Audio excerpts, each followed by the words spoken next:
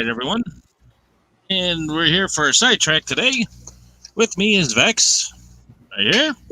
Hi. We got Booper right down below me. Say hi, Booper. Hello. Okay, and then we got Austin. Yep, Down hi. below. All right, Hi. so this is a sidetrack. This is not our main podcast. This is a sidetrack of our podcast. Our main one will be uploaded sometime tonight. But this is coming out live right now instead of actually being recorded and then uploaded. For anybody who joins in, if you're here while we're doing this, make sure to say hello to us in the chat. And other than that, what does anybody have on the subject today? What subject? Whatever we Whatever you want. guys want to talk about. It's a sidetrack. So what do you guys want to talk sidetracks? about? Yep, we're Let's- sidetrack right now. Yes, Our sidetrack's an side- interesting subject. Oh, the What sidetrack is is a a sidetrack. sidetrack? Oh, Okay, that's not the so- subject. Yeah. No, that's not. It's- We're off the main subjects. This is just, any subject you want to talk about. This is a sidetrack of it. I know a lot of people who they have their sleep schedule thrown off, and they go through all this work to try and fix their sleep schedule, and then they get it fixed, and then like 3 days into it, they fuck it up again. Instead of just like wake up at a certain time, that fixes it every time. Why are you talking about me? This isn't about me. This is about anything else we want to talk about. Also, the motherfucker's drinking Dr. Pepper. He's not a doctor. I just want to throw that out This is the cream soda one. Still not a doctor. This Yeah, I is, went- well, I was going to say this is obesity doctor. An obesity doctor. Dr. Cream. I Page think and it's the David. opposite of that. Yeah, You know. I'd say so. Research has shown fat kids love Dr. Pepper. I can't actually say that for fact, but Fat kids If- love sugar and the flavor Oh, you yeah. put into it. Probably. I'm sure if we had Mike here, he would want to see the fact check on that one. All those carbs. But anyways, so yeah, anything new in the news today? I mean, today I woke up and it was daytime again, and I'm always asking myself how to break out of this cycle. And Okay, so we're talking about Vex's insomnia again. No. I'm Yeah. just saying the days keep coming and going. I'm pretty sure there's a pattern here, and people keep telling me it's like Monday, Wednesday. I'm pretty sure we've got like this weird pattern. Okay, Aren't you like 45? I haven't quite figured it out. All right, but He's actually the funny part is he's younger. He's younger than me by about 2 months? it was something like that. We're both 42. Yeah. Well, I just turned 43. You're going to be turning 43 in a few Damn, months. you here. guys Oh. are all old. Yeah, if you hang around too long, so will you. Make sure you take care of your avatar. Now, going off what you were saying about time, here's something I came up with yesterday. I was thinking about it and actually researching into it. They say, do you guys know about time zero? About time zero. Arrow. It's called Time times arrow. Time Yeah, zero. it's called the times arrow. No, I don't think I've heard of that. What is that? Okay. The theory of time zero is that time goes in a straight motion. There's no altering to it. The arrow points straight forward. Time can only go in a straight line forward. Like There's an no arrow. Right, like an arrow. That's why it's I time think zero. so far. Yeah. So they're sitting there. There was people that were talking about it. Research papers and that I was reading through. Where in Russia they have actually went and reversed. They have computers that are I forgot what they're actually called now. Are you about to say they sent messages to the past or what? No, they were able to actually the computers themselves, and people will probably put in the comments. I'm gonna have to look it back up again. But the computers are based off of actual time. Time If computers. anybody- Okay. So let me go back to it now. I know I have it somewhere. But Time. what they were saying is in Russia, scientists have actually been able, because the computers are based off of the actual Earth time. They're okay. they What does they that mean? can't Right. be altered. No, I can't Relative to find the Yeah. time that planet Earth produces specifically. Right. So According they're to- they're tuned to it, so they cannot be changed. But I forgot the actual time. You forgot the time. I forgot what it was actually called. Because if you go into what is the concept of time, okay, and time, they've always say that it's a continuous sequence of existence and events that occur, apparently in reversible succession from the past to the present. It's a measure of movement and potential movement, really. Right. And you look at the quantums. It's a quantum computer. That's what it is.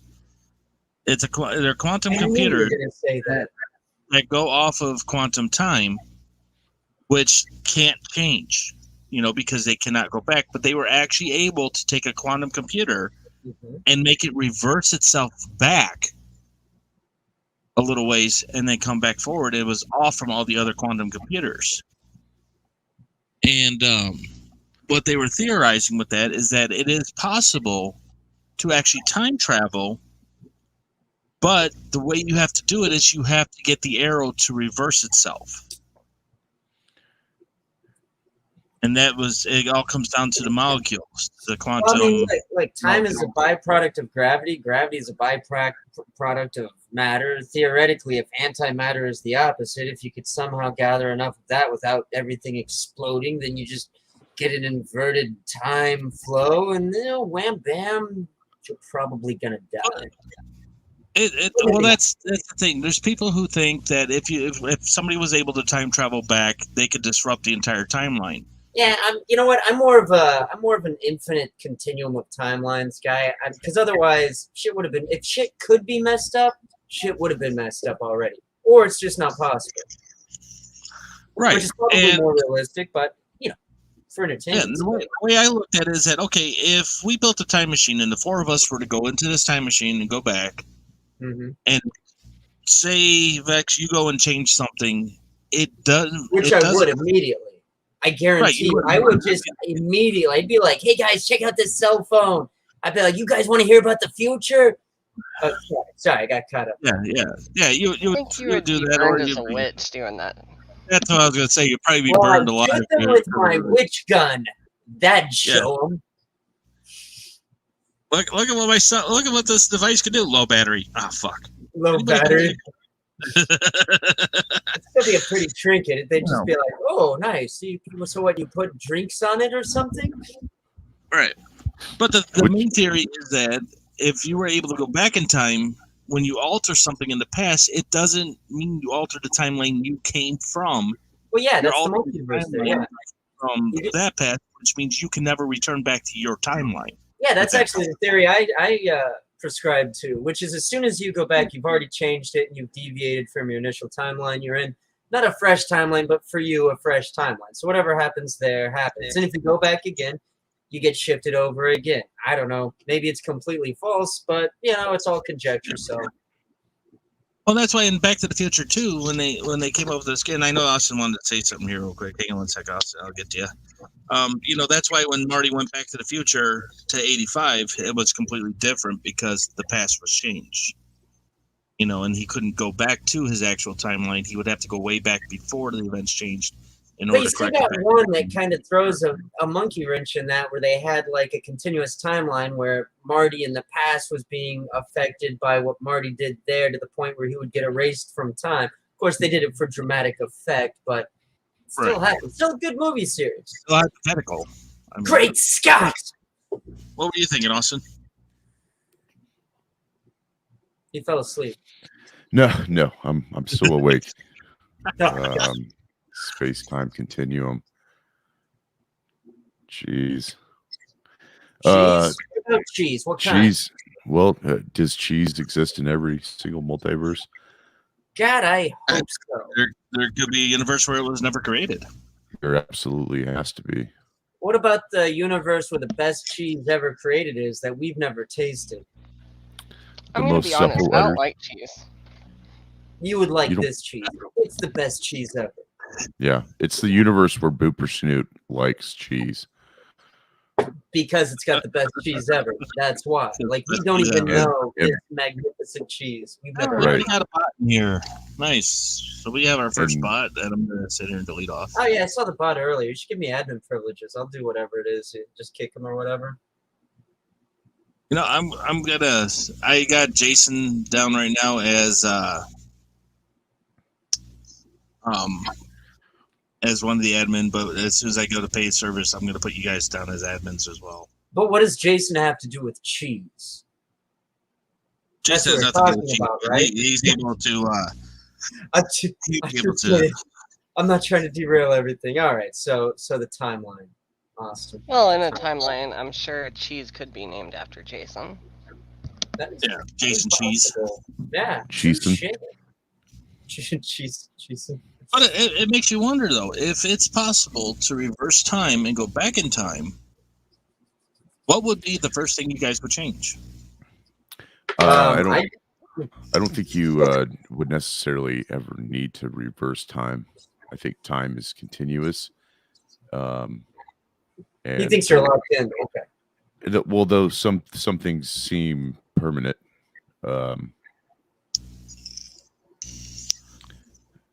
It's not necessarily unchangeable. But the question then becomes: is it What permanent would you to change? our It's almost- timeline or to a Well, different time? Well, I view it as, so if you're gonna think of quantum physics as being a natural state of reality, then you have to consider consistency. And so when you look at everything else in life, once something has been expended and used, it's done, it's over, and it produces a byproduct, which is that byproduct is used to reproduce a new function, a new system, or feed a new system. So as if far you as could go as far back as in time, yeah, you could, but as far as it, so going back in time would be like trying to take car exhaust fumes, and trying to cram it back into gasoline again, which I'm sure there might be technology that I mean, you're getting me makes thinking it now. possible, but not really. The reality is, time is just, it's an element. It's an element of reality. It's not necessarily something that can be moved around back and forth. It can only be used. So All right, look, if no one else Time is going to travel. say it, all right, I'd go back in time and I'd punch Hitler in the face, and then Drumfler would never get elected because he wouldn't have anyone to look up to. So it's very it's very possible that you can do that someday. You can So actually funny. punch Hitler in the face, and that will be after your life has been expended, and then the byproducts of that, and then the next existence changes because you were the one I mean, you were the one that punched Hitler in the face, and you got arrested, and the Nazis studied your body for scientific purposes. Hitler still killed 6 million, probably actually 8 million, because of what you did. The medical advancements that we gained as a I society. mean, I'd actually go so far back in time there'd still be dinosaurs and start a civilization there if I was seriously to do that.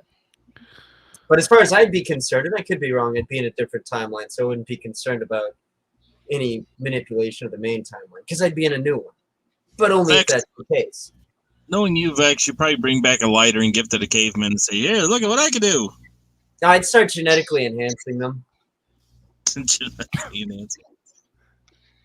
Give him a couple of You can do that now. drinks. What was that? Booper, what'd you say? I said give him a couple of energy drinks. Oh, Go some for it. bangs. I got a couple right here, right now. 2 rock stars. 3 if you count me. That was so corny. Give them a Yeah. cigarette, a pen, and a notebook. Tell them to write their experience. Ugg wants to paint, but Ugg must hunt mammoth. Ugg is unhappy about this, but Ugg sees no other way out. It's so sad.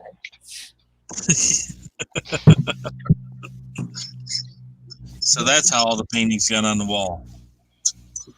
Well, Ugg had to express himself somehow. You know, 1,000 years from now, there's going to be our advanced species is going to wonder how there's this vast trove stored in a server somewhere in Washington with pornographic material. Oh my god. You think, what were they doing? They're like, apparently, they just had a bunch of naked pictures. We don't know if it was for scientific purposes, but I don't think it was. There's just a lot of them, and they're very, very. They leave nothing to the imagination. They were studying the human body, even though they had human bodies. I mean, they could have just looked at themselves. So, in other words, what you're saying is they're going to go into the archives, and all of a sudden they're going to. What the fuck? Yeah. Basically, that's what will be left. Like, all of our useful information will somehow be deleted. And they'll be like, well, obviously, they had useful information. They built computers, but it seems like all they did was share pornographic images of each other. Can you imagine? Oh, God. Can you imagine being 1,000 years from now? It's 3 a.m, and you're laying in bed, and you're watching the History Channel. Oh, my God. The History Stream. Tonight on the History Stream, 1,000 years ago, what were they doing with all these pornographic images? We bring in some paleontologists or whatever, entomologists. Could it be that there was a sex god from another planet? When civilization began to fall apart, and they were trying to learn how to have sex again, and the only way they could do it was by studying all of these different images, because they literally had forgotten how it worked. Yeah. Pretty crazy. Or in 1,000 years from now, it could be idiocracy, where that's all they think about is sex, and they forget all the other technology advances. I think things would collapse before then. Yeah. No, I think it's a self-destructive system. Yeah, exactly. It works. It does work. It's being conscious of the fact that it works is a hard reality to accept, but the system works. We go through these cycles to where we become obsessed with things, and it is our own undoing. Well, it's a self-sorting problem, and that means it's not my problem. Yeah. Well. Wrong. Their problem is your problem. You know what? That sounds like none of my business. What does Boop think about all of this? Yes, Boop. What are your thoughts? Yeah, Boop. Hey. Yeah. Boop. Hey, Boop. Boop. Well, personally, I'm not really sure what to think about you guys. Oh, it's whatever you want to think.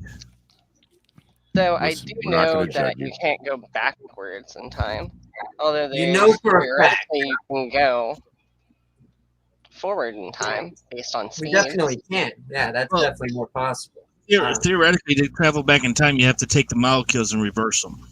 But then again, theoretically, there's a million different theories. Do any of them work? We don't know. I mean, that's why it's called a theory. Exactly.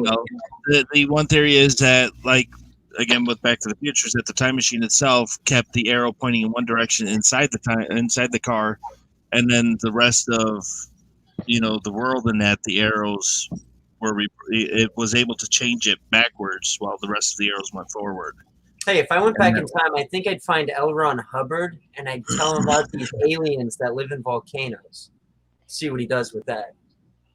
Jump off into the freaking volcano. So I think this really comes down to the philosophy of what is consciousness, because what would you do if you could go back in time? Whatever could you perceive it? I guess. Could you perceive anything? I mean, it'd be your one of those subjective things. experience? Well, now you're talking about just are you destroying information or not? That's the question then. Because if you're destroying no. So we theorize time travel as going back to, say, to the 70s, as though we ourselves, our consciousness, travels back to that time. Yeah. And we're perceiving accurately what we know through our own subjective experience.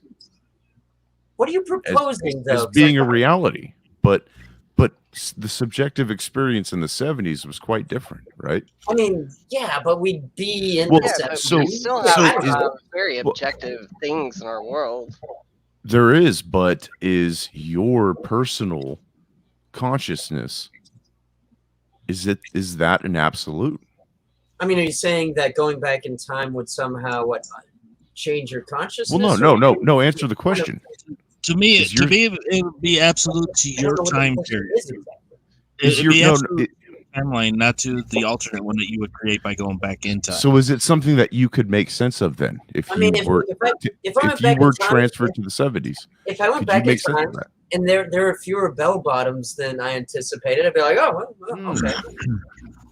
I'm not talking about the subjective experience, though, in that regard. You're talking about everything that happens after that point, leading up to.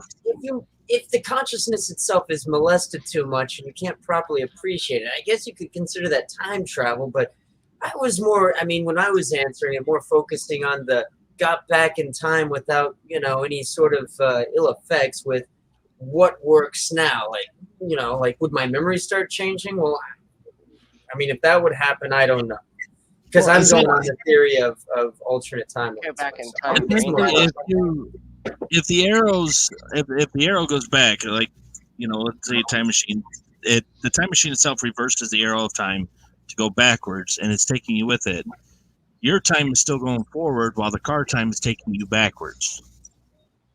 But then when you're outside of the car, then what would happen or outside of the machine?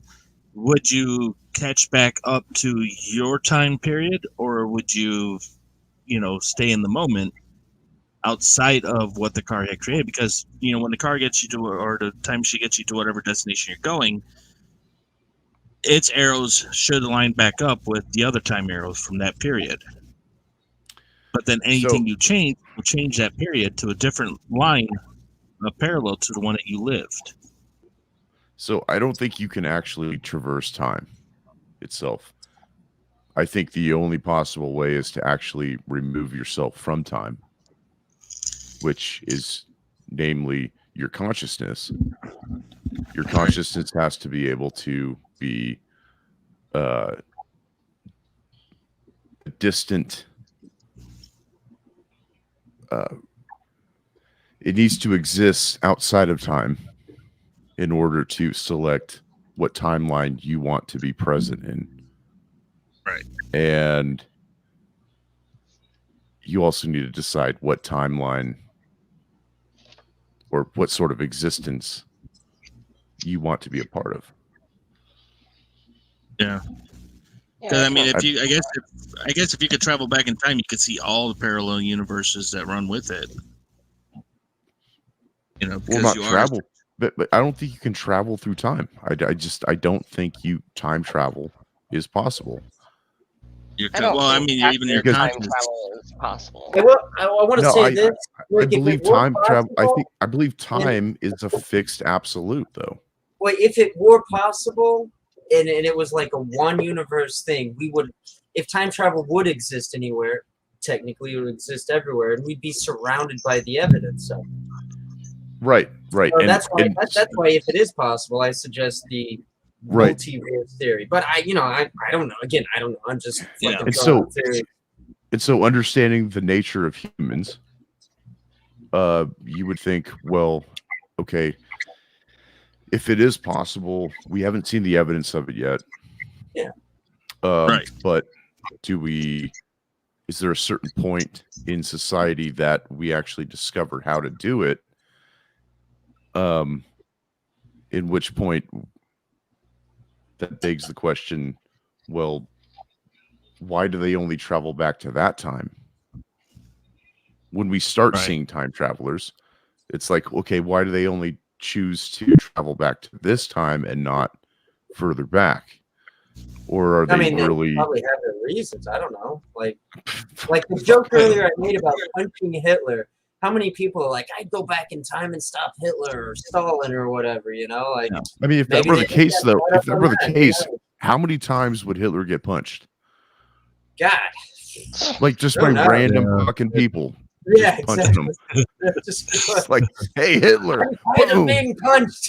And then that's why he killed 6 million Jews, because he kept getting punched by random people. He's like, you know, I bet so it's the many Jews times that are like doing has this to brain me. damage, you know. He's angry. All the Jewish people that were part of the Holocaust, they all go back in time and just punch them in the face It's once. like, I don't know who keeps punching me, but I keep seeing these tiny hats. I think it's the Jews. I don't even know who Jews are, but I'm going to kill them. They keep punching me. Punching me.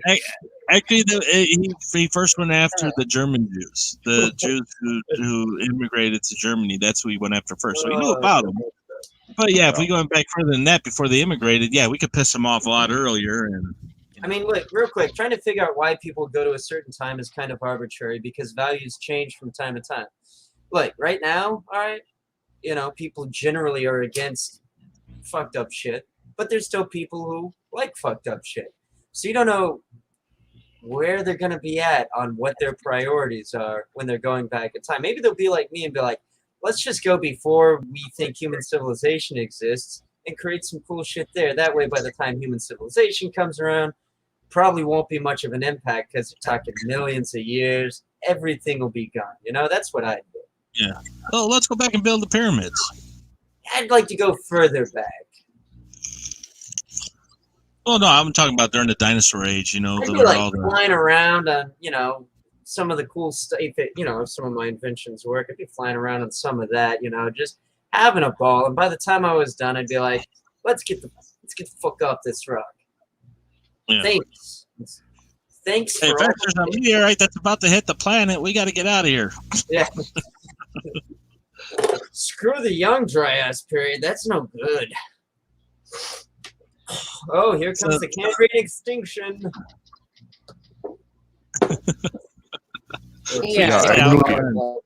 I really believe time is time travel sounds great, but time is it's an element of reality, and it's relative to your point in space and the mass. Chances are probably this moves forward, but you know, it's kind of a fun game. It's great. I think. Well, so I mean, I'm a Christian, so I do have a belief in eternal life, which I've mulled over in my head quite a bit about what that means, about what eternal life means, and I don't think time necessarily is involved in that.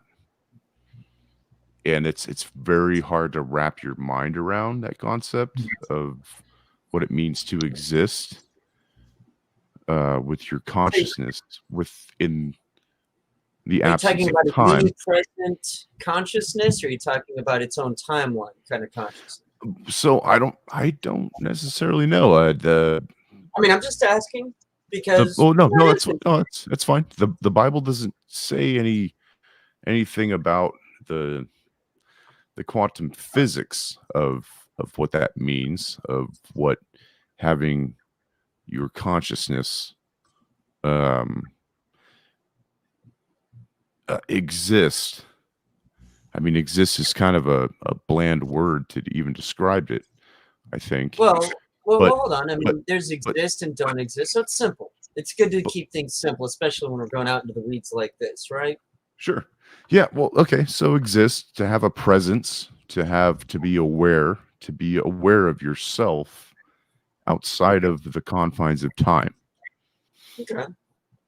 And I don't think anyone really thinks about death until they're forced to. I mean, And maybe, I I don't know. so Maybe. I really honestly believe every like life is written to just regard life as being an imminent reality.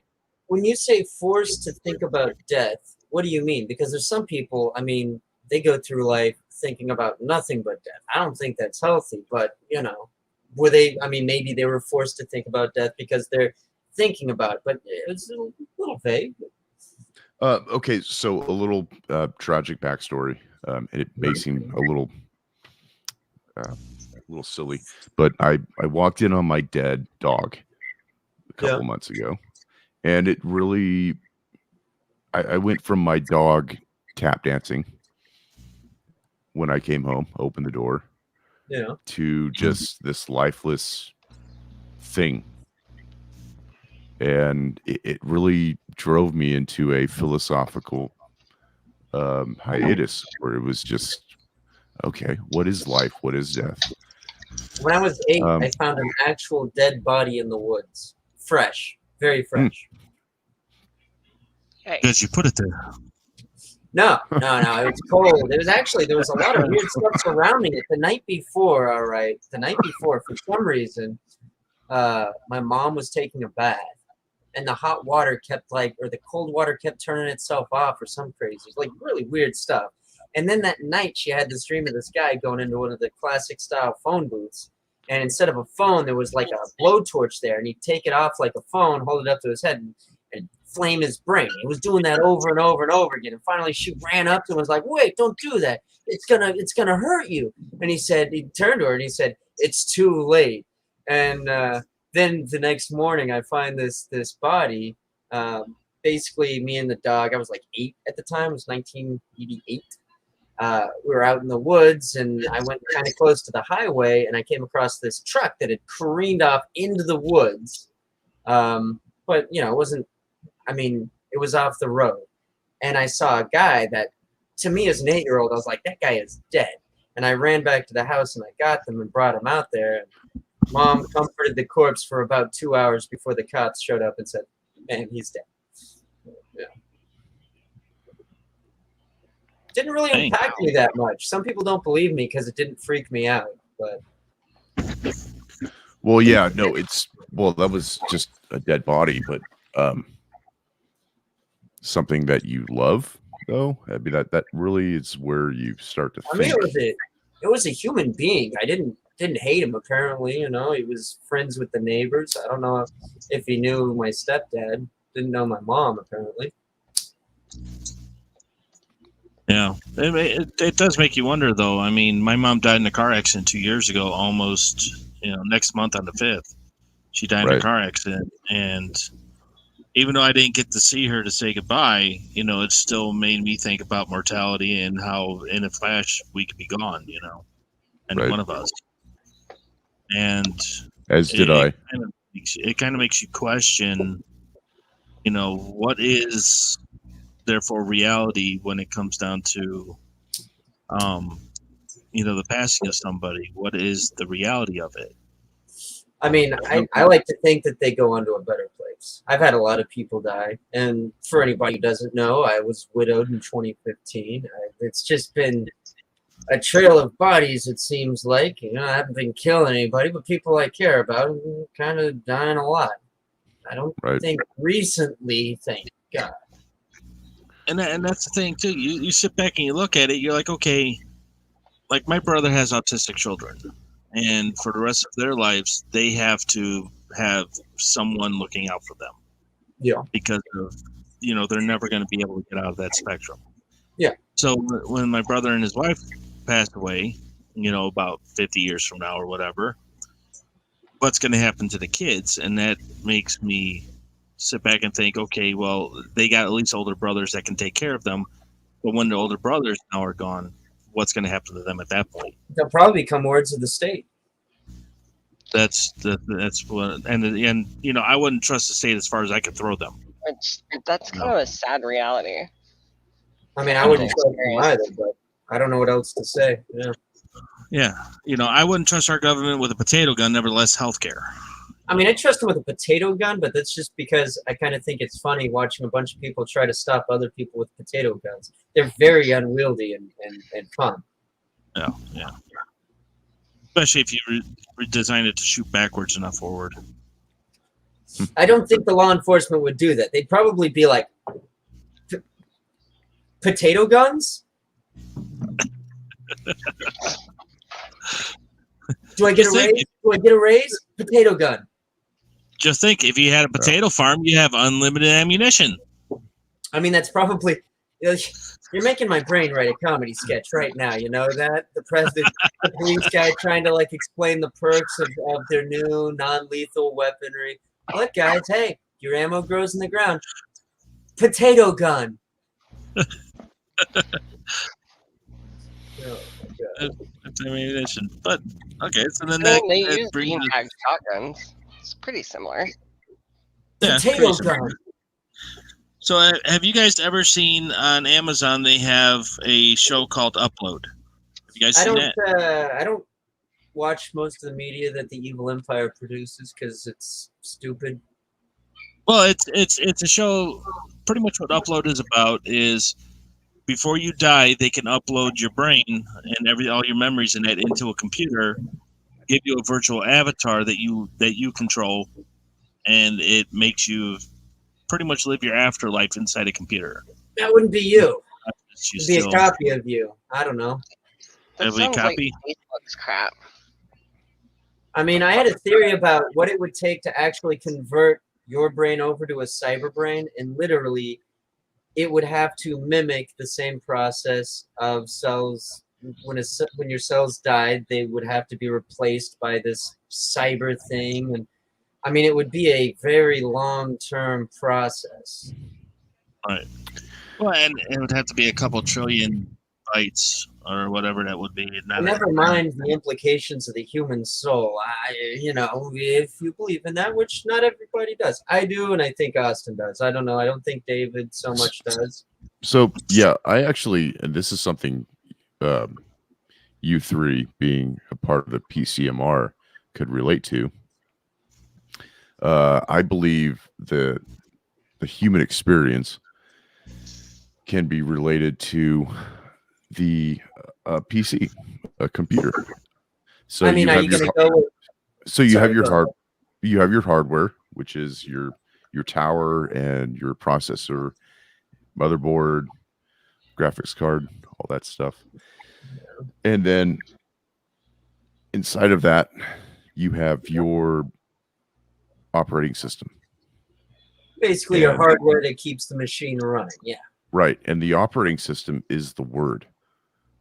And in the beginning, there was the Word, and the Word was with God, and the Word was God. If the hardware breaks down, the OS still exists.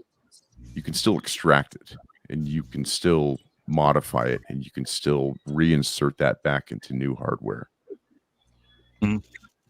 But if the OS completely crashes, then the hardware is useless. It just, you throw it away. It's talking about the human brain, I guess. Yeah. So same thing goes. I don't know. It's maybe it sounds kind of reaching, but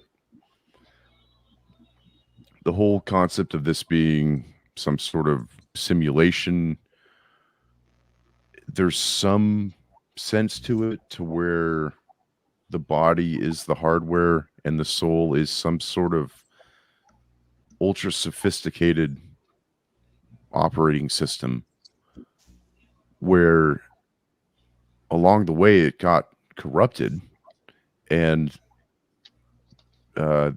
Jesus Christ was this bug patch that the Jesus patch. Yeah, the Jesus patch that fixed it. And like, you just have to just believe, and we're all just NPCs in this simulation, operating these animations. And Avatar. Sure. Okay. And I don't know. There's just this next level dimension that we're terrified of. We're uncomfortable with. We just don't know what it is. And if we were to be suddenly thrust into that, we'd probably not want to be there. We'd want to come back to this dimension and be safe and be comfortable. I mean, you're talking the unknown. Maybe, maybe not. It really depends on exactly what over there is, or possibly it's not. You know? Right. Well, but over there is where we want to be. Is that transcendental dimension where I want to be in the moment myself, whatever the moment is. The moment right here, right now, is right here, right now. Right. The moment over there will be over there. And to go back to the conversation about time, that's that dimension. Time is not an issue. Time is not something to where you feel that sense of urgency. The only thing that's important is love. Well, and that's it. And that's it. The entirety of it is love. Right, and well, as long as you embody that. What? Baby, don't hurt me. What is love? Baby, don't hurt me no more. Baby, don't hurt me. Love is patient. Love is kind. It's not self-seeking. But I mean, love is like one. Me, but I started doing that too. Love is like one element that's a part of the situation. I don't think love is. I don't think love is one element. I think at the end of the day, at the end of the day, I mean, it's well, if you have insinuating the concept of time, but I think love is it. There's so many forms of love. And it's not that romanticized version that Disney tells you what it is. Well, I'm not talking. Yeah, I wasn't talking about that per se. I was just saying what is right. What is love? Not maybe don't hurt me, but love is. Well, okay. So your baby not hurting you is love, but also at this moment of not being hurt. Maybe I mean I don't know. I'm just. Are you hurt right now at this moment when we're actually, if I want to get down to the nitty gritty, there are some minor inconsistencies with my system I would iron out if I easily could, but I am functional. Okay, but what I really meant was us four are getting together at this moment, and we're discussing a hard subject. We're delving into the madness of existence together, and is that not love? I mean, that's. I think madness is a side effect of intellect, of consciousness. Absolutely. But I think that the very thing that can drive you crazy is the very tool you can use to regain your sanity. Oh yeah, you will always regain your sanity. Well, you will become the maddest you will ever be in your life, but it will be okay. I know that for a fact. And Boop, what do you think about it? I think it's pretty subjective, to be honest. You think it's what? Subjective. Like, love is very subjective. I mean, that's what I was thinking, basically. That's what I was trying to figure out what objective love would be. He sounds like he's talking about contentment rather than actual love. Whereas, say, David over there is content drinking Dr. Pepper. I'm not content with that. I don't love Dr. Pepper. That's not a real doctor, by the way. Yeah, I know. Yeah, it gives me false medical advice. It says it's healthy for me. Drink 2 of these and call me in the morning. And by call me, I mean order 2 more. It's got 150 calories and 55 milligrams of sodium and. Gee, maybe you should go with the diet version. So diet version's even worse. The chemical they use. I know. So Boop, I love David. He's a good friend of mine. David. I absolutely do. And I've gotten on him about his weight before, for the sake of that love. And so the subjective side of him loving Dr. Pepper doesn't necessarily mean I have to love him any less. I understand that. I like body hacks. I use that term very generally. If you have the right diet, but it gives you the effect that you want, it's a basic body hack. You figure out things that make your body work better. You want to lose weight, maybe you've got a trick for that. Maybe he drinks apple cider vinegar at night. That's something that's supposed to help, keeps your blood flowing smoothly. So maybe the weight doesn't disappear, but that's likely to have a heart attack. Yeah, but I also want David to be happy. And if Dr. Pepper makes him happy, gets him through this existence. It's more or less a comfort food for me than anything. I think happiness is overrated. I think people pursue happiness. Absolutely. But, Absolutely. Peace is what you build a foundation on. And then you can have happiness or misery, but you have a foundation of peace, and it makes it all that much more bearable, whatever it is. Well, and it's kind of like, the way I look at it, like in the Austin Powers, I think it was the second movie, when the woman asked Fat Bastard if he's happy, and he says, "No, I'm not happy," and he goes through the reasons why, and he says, "I eat because I'm depressed, and I'm depressed because I eat." And they made it into a comedy, but it's true. I get depressed, so I eat, but then because I'm 450 pounds right now, trying to lose it, I'm depressed because I'm heavy, so I eat. Well, I eat because I'm depressed, and that's a really interesting thing, is because I can't gain weight. Really sucks. I probably drink more Pepsi than you do Dr. Pepper. I don't gain a lot of weight, but I'll tell you what, I'll give you half my weight, you give me half of your metabolism. See, that's where it is, the metabolism. You skinny people actually, look like we're eating all the food in the world. There's a part of this formula that y'all are overlooking. Intestinal flora. Most of the drugs, basically, that our body has are byproducts of these tiny little bacteria or whatever that live in our intestinal tract. Whether they be useful or not, I mean, it depends on the body and the bacteria. Yeah, and I know they've been looking into that a lot. There was actually a guy who was able to change the bacteria in his stool by eating other people's stool, and he was able to actually change the bacteria and went over the other. See, that sounds like fecal transplant to me. Yeah, that's what it is. It's his bacteria wasn't doing as good as the other one, so he started moving it into his. You sound like you might be able to make some money selling something on the black market. There you go. Or the brown market. People make money selling bathwater. So. Oh God! Yeah, I still can't believe it. I'm pretty sure I can make money. Bathwater, farts in a jar. I mean, what will people not buy? I'm wondering, farting in a jar, how does that lead to a medical condition? I mean, she said basically she ate so many beans that it made her. Honestly, I think she was trying to find an out, and she just couldn't find one. That was like the best excuse she could find. I think she was like, this is too weird even for me. Yeah, I mean, there's a lot of sickos out there. I mean, I don't know if she was actually making the money she was saying. People can say whatever they want, but I can say I make millions of dollars. Doesn't make it true. And in all honesty, she should have been drinking some green dye, so that way there, when she farts, it comes out as a green mist, so people actually know it's in there. It'd probably settle in the jar, but let's not get into it.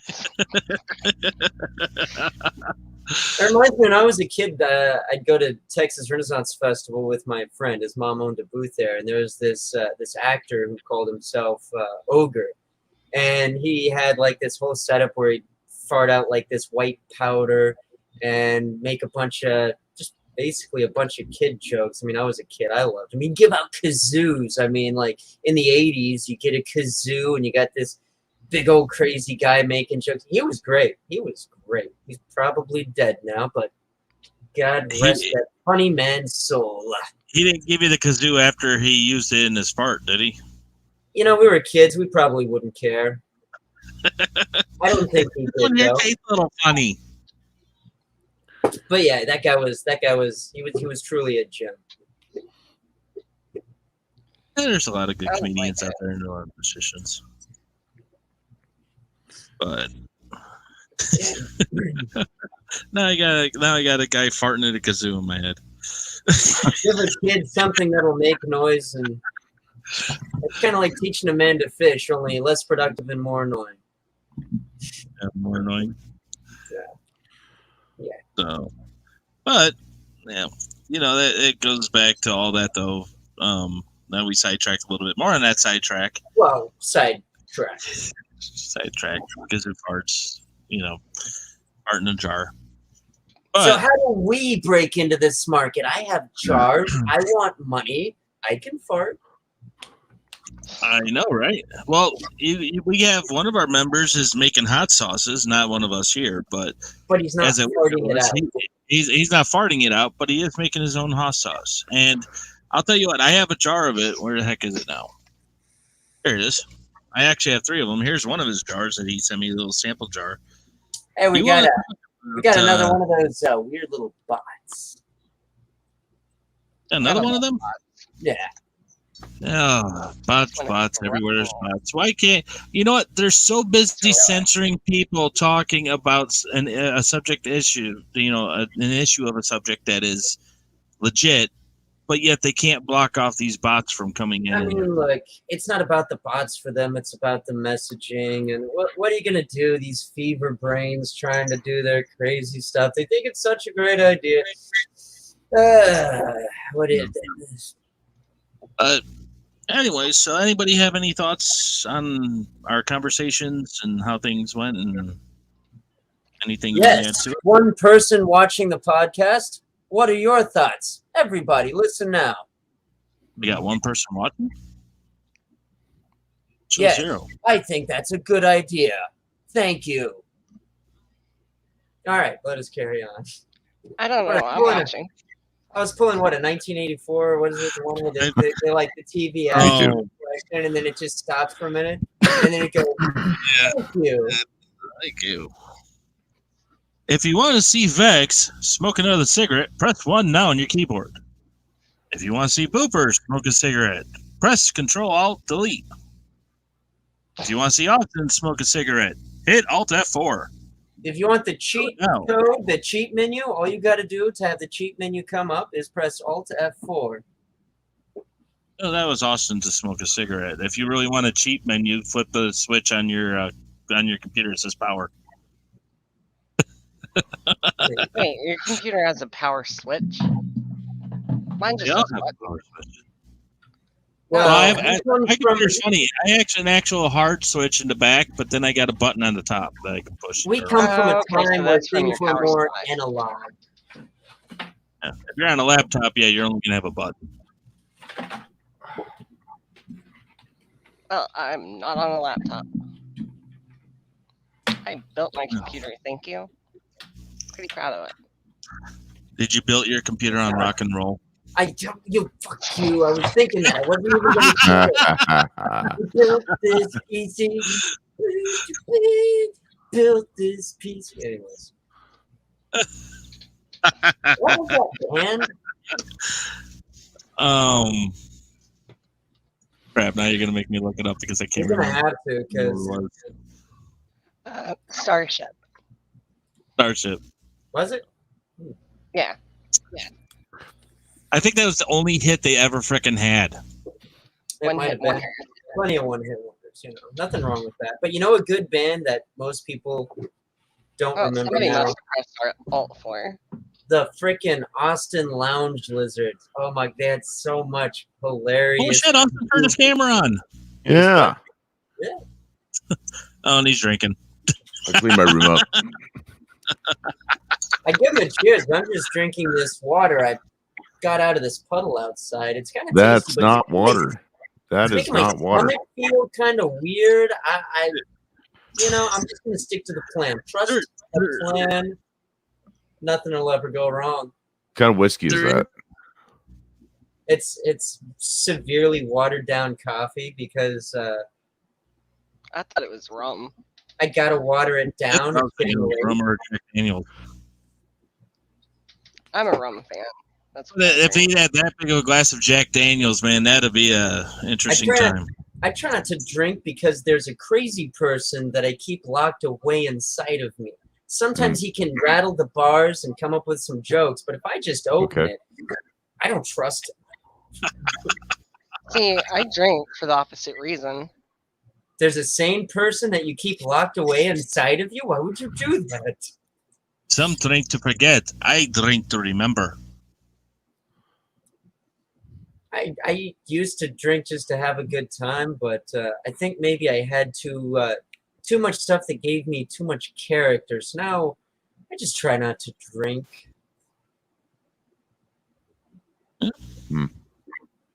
I gave up alcohol back in 2007. I haven't had it. I've had I've had a hard apple cider. All right, One look, time if you have one here or there, that doesn't count. Man, I wish I could have cut that shit off in 2007. I had this one girlfriend who she'd pick me up. Basically, I'm pretty sure she'd take me over to these MS-13 gang members' houses where these wild parties, and she'd keep me drunk as long as possible, and we basically just fuck a lot. And I think she tried to keep me drunk because I'd get bored and want to not fuck anymore. I'd want to go do something else. What am I, a piston? You walk out the front door. Wait a minute, didn't I come here with pants on? That might have happened. There's a lot of vodka, tequila, God knows, all sorts of shit. Yeah, I stopped drinking. You know the game of life, the one with the little spin table in the middle, and you have a little car with the pegs in it. Yes. Yeah. You start off with your color peg, and then you can either go So to y'all made a college. drinking or you game can go out of that, or directly what? into- Huh? Y'all made a drinking game out of that, or what? Yeah, I made a drinking game. Every single time you pass a payday, you had to take a shot. There's 22 paydays in that game. We never got past 12. Well, that's the game of life. Some people don't make it to the end, Yep. huh? Yeah, we were so drunk. I was seeing like 4 boards sitting there. I was like, which car is mine again? Everyone You know? makes it to the end. That would definitely be a hard game to play. Oh yeah, and then I even gave everybody an option. All of us were playing. There was 7 of us, and I gave it an option. Okay, if you want to defer a shot, you can defer it to the next payday, but then you take a double shot. Look, that's like taking a loan out, but without interest. I mean, I don't know. Oh yeah. It's almost like you- how we balance the budget, which Well, that's what I was trying. I was trying to balance their drunkenness, but by making them even drunker. But yeah, did alcohol poisoning 4 times in a row playing that game. I had enough. Plus, everybody didn't like it when I drank because they said from being a talkative person, I went to dead silent, and they said I became scary because they didn't know what I was thinking. Otherwise, when I'm talking, people can see what I'm thinking or hear what I'm thinking. I mean, I was See, always that's what really people say fun. to me when I'm sober. I was always really fun or really crazy. I mean, yeah, run the gamut there. Well, I mean, I went to a bar. Me and my friend Nick, we used to go to the bar all the time after work. And there was the owner of the bar. His name was Larry, the one that we used to go to in Indianapolis. Yeah. And at one point, he was so drunk, he whipped it out and started chasing us around. I was like, dude, I took my pool stick. I was like, back off, otherwise you're going to have this up your ass.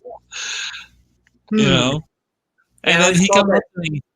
Well, he came up to me the next night and he goes, dude, I was so drunk. Did I seriously do this to you? And I'm like, yeah, you did. And he goes, man, for the rest of the night, drinks are on me. Yeah, I call those moments where you like black out, you do crazy shit and you don't remember it. Like if that's the whole night, that's a blackout. But if it's just like 30 minutes or 15 minutes, I call it a brownout. It's like the power went out, but shit's still going on, Yeah, it's still going. You're like, what time has passed? Yeah. Time has passed. Austin, have you and your band members ever got blacked out?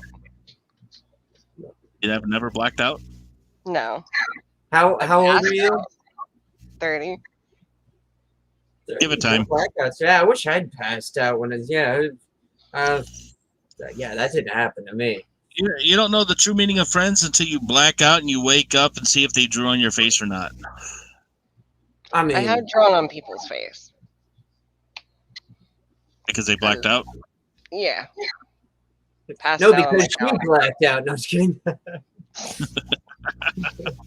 Stay still. I'm trying to draw a mustache on your eye. It's awesome. When you and your band go out, do you guys play at bars or anything? Your mic's off. I mean, if he has a band, probably. No, we haven't played any shows yet, but we're on our 6th song recording. So, Dude, fuck yeah, hey, man. You got to push it here, and February 22nd, our Full first song, steam our ahead. first single gets released all right. Where can people find it at? What's everywhere. the name of it? Our group is called Within the Breach, and Within the the song is Breach. called Albatross. I kind of want to check this out now. You got? We already have. anything on the YouTubes? No, it's on Rumble? Spotify. Spotify. We have some music kinda out, but wanna I'm not the drummer in it. Okay. And we've since evolved. Our music style has definitely changed quite a bit since the Right. origination of the Well, make sure band. to pass me the information so I can put that into the description for everybody when it releases. And I'm glad you remember that. hey, you know what? I'll push it for you, and we might have only a few viewers here and there, but if they Thanks, make buddy. it this far, an hour in, I hey, appreciate why it. not? Yeah. And so as far as like the jingle, I know you were saying you wanted some sort of Yeah, I was thinking Bit if for you the- guys want to make one, or well, for the podcast, listen to the music. If you find a part that you like, just take it. Just Okay. go for it. what are you doing, Vex? Don't judge me. You were getting over excited there. You were getting the sock ready. It was chilly. I just needed some socks for my cold toes. So, Well, that's because you got your window open in the middle of winter. you know, One of these things just I doesn't didn't look even right. notice that. it's a nice day. He does it all the Somewhere. time. If you look at the bottom of his door, he put a blanket down there or a towel. You can see it right on the side of his door. But he does that Yeah. because he likes to smoke cigarettes, and because it's so cold outside, he doesn't want to go outside. So instead, he'll smoke in his room, but he'll open the window up to get fresh air and to try and keep it from going into the rest of the house. And yeah, he freezes himself out. I remember one day one of his family members came in and said, "Why is it so freaking cold in here?" He goes, "Because I got my window open." And it's like, okay. Well, that's why I put the towel under the door. I mean, want I the do the cold. same Yeah. thing, so. Yeah, and I used to have to go when I smoked cigarettes. I had to go outside my roommate's house. Smoke But I also outside. don't complain about it being cold. You guys ever notice the human body is like hungry like all the time? That's because you're bored. No, I'm hungry. I'm hungry. Do you have a Funny, you don't tapeworm? look Hungarian. I'm a growing science experiment. Shoot. If that's the case, I'm the Sounds like largest you have a experiment so far here. I was thinking about that. What if I got infected with a tapeworm? Would that go out good for me, or would that? Well, people actually did use tapeworms to do that. Here's the thing: if you have it too long, it'll get to like 4 feet. But I mean, I'm sure you should look into that if you were considering that. But people did used to do that. They do have I mean- medications that kill it off. So if you have it for a few months, and when you see the tail end start coming out in your stool, just take the pills and kill it and get rid of I it. mean, yeah, the tribes people will start wrapping it around a stick. I'm sure it's got to be fascinating having a parasite Is it- pulled out of your rectum. Well, no, I mean the tapeworm will actually break itself off. And Well, that's where you got to go actually real how- slow. they grip onto your intestines. I know that, and then they wrap themselves up in there. Now there are worms, like over in China and that where they harvest rice. There's worms in there that actually go into the pore of the skins, and it'll start balling itself up into the pore. And then you take a stick and you slowly twist that out, and it burns as it's pulling it out. That sounds like nightmare fuel. Why would you ever share that with me? I did That not know is that nightmare information. fuel. Yeah. Now Yeah. I got this just living in my head. Okay, I'm gonna get a snack. I'm gonna mute myself while I do it. All right. Well, at least he's wearing pants.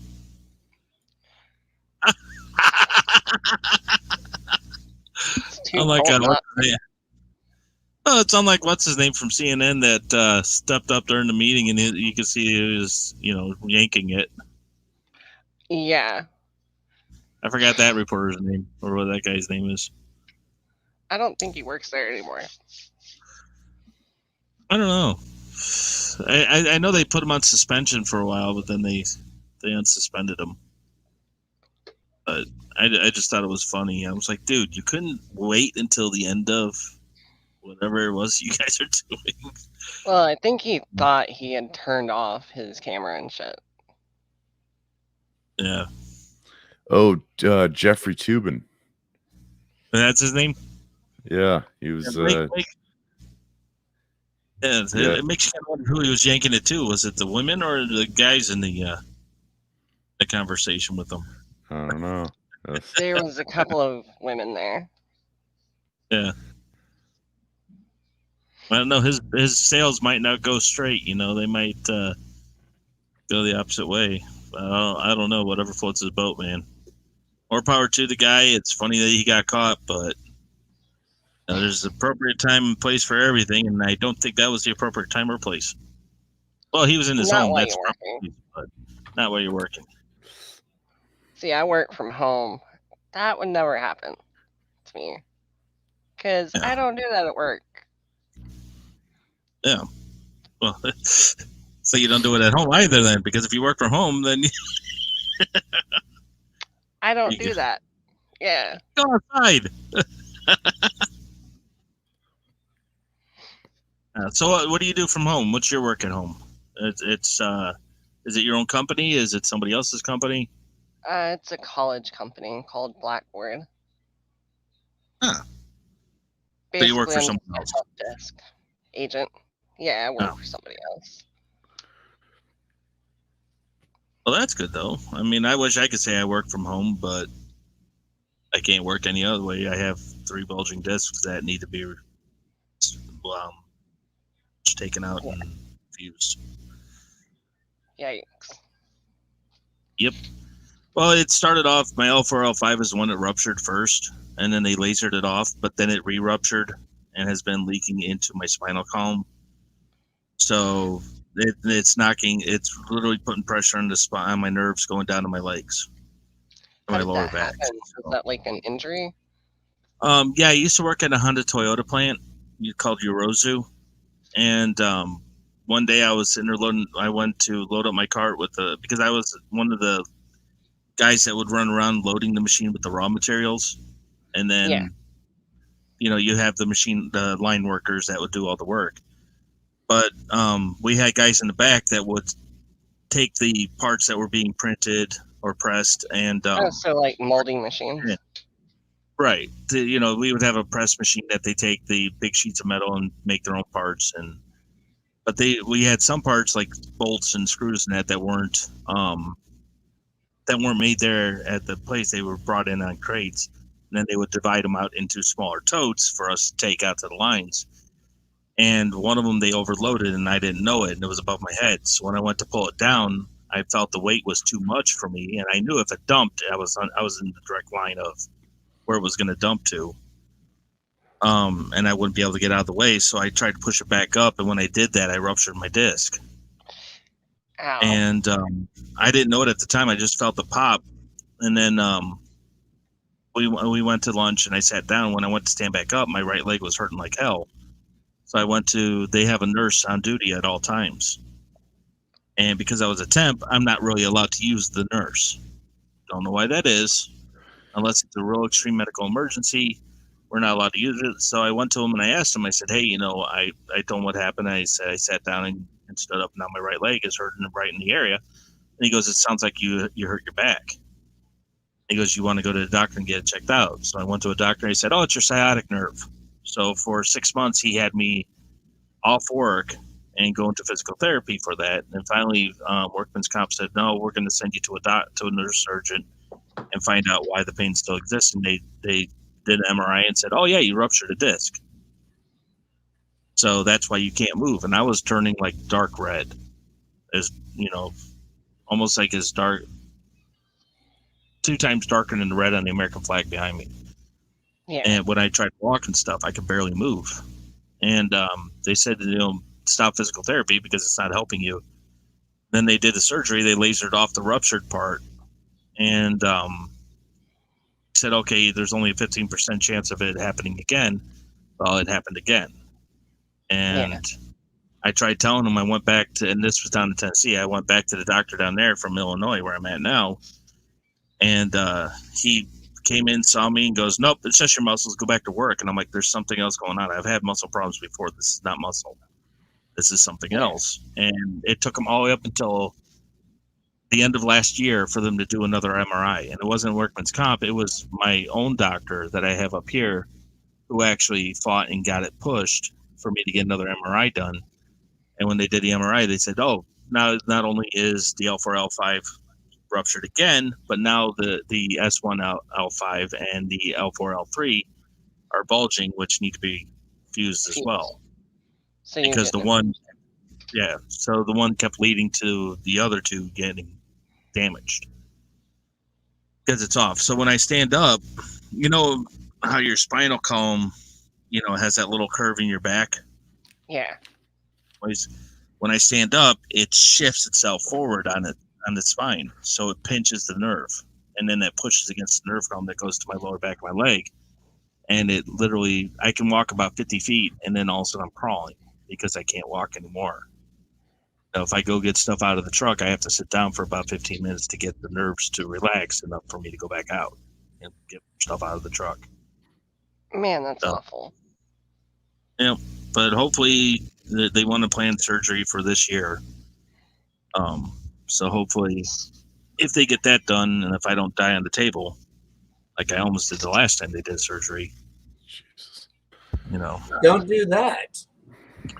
Well, the anesthesiologist, the first time when they did the surgery on my back, he didn't know I had sleep apnea. I didn't even know at the time I had sleep apnea because at the time I was 300 pounds, but it was mostly muscle mass because I was always, hauling those totes and having to lift them and stuff. So by the time I was done, I can lift about 250 pounds over my head, at the rate I was going. So Well, now it's all fat. nice to mess your back up, yeah.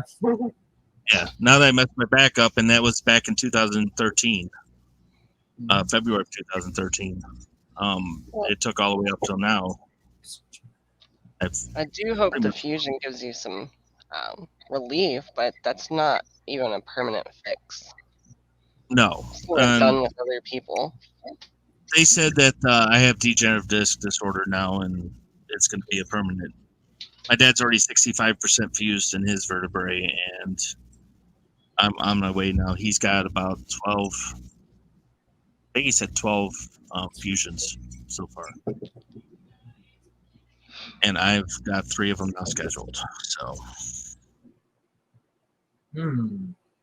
but other than that sidetrack, they just told me next time. What's that? I hope it fixes things. My stepdad deals with back problems, and he went in for surgery.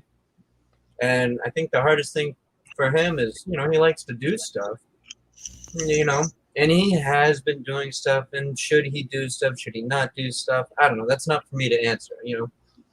But he certainly hasn't been able to do what he used to do, And he's gone to rehabilitation now, so they're starting to, try to get the movement and stuff. And I hope it makes him feel better, That's where my dad's at right now.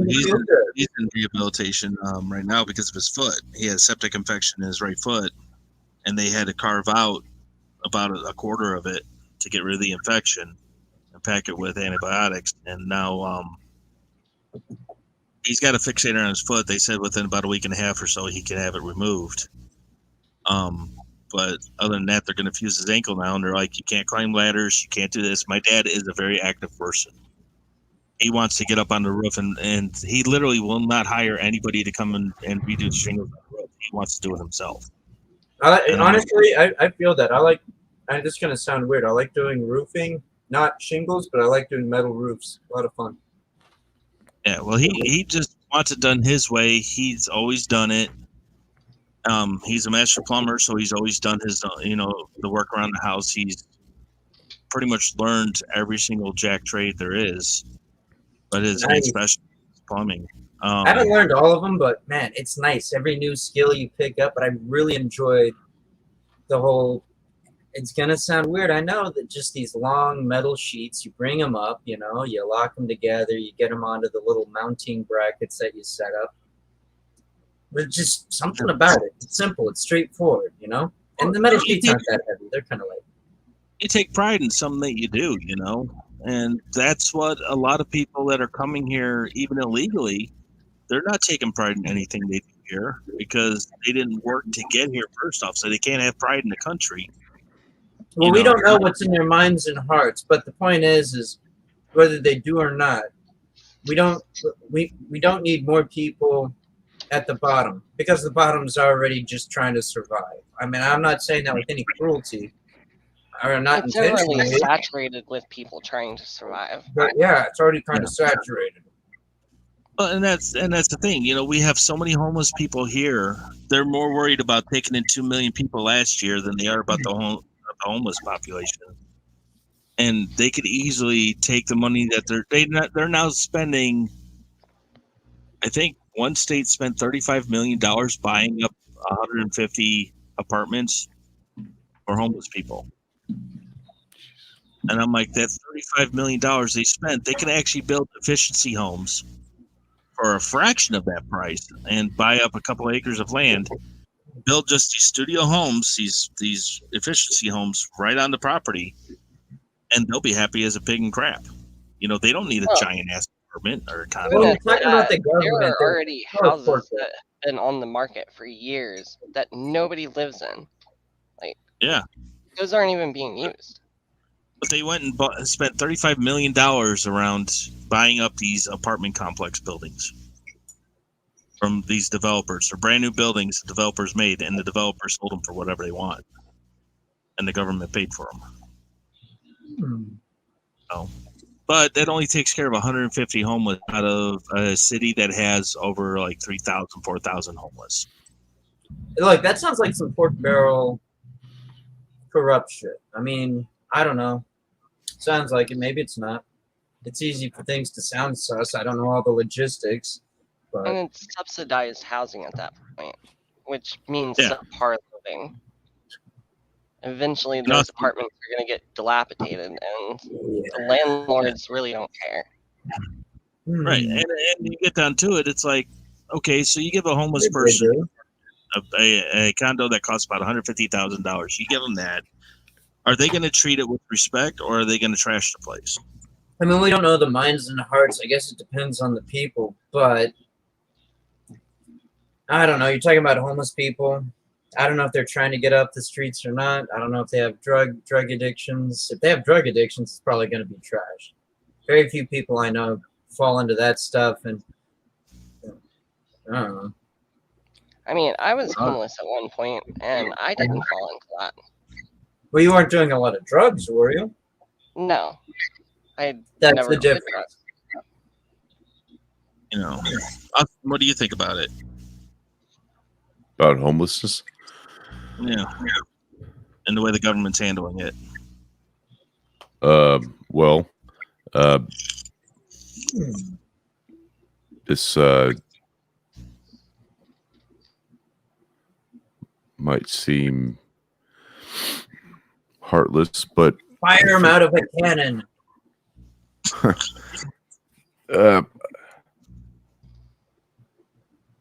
No offense to you, Boop, but sorry, I just went off a sneeze. Bless you. I think homeless is a misnomer.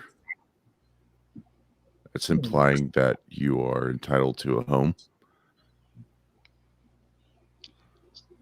Well, and Actually, as Callis says, it's it's not not really bother agree me with him. for you to say that.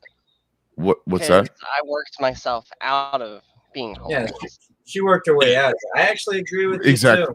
Right. People start turning everything into a right, but what it comes down to is you basically have to steal from other people for things like that to be a right. We're living in a jungle, and you were homeless. You didn't have a home, and you earned your home. You earned it. Yeah. You had no home for a while, and you realized that, and you decided to earn your home in the jungle of I didn't humanity. really feel that I deserved a home until I worked for it. Right. Now I bought a house. Yeah.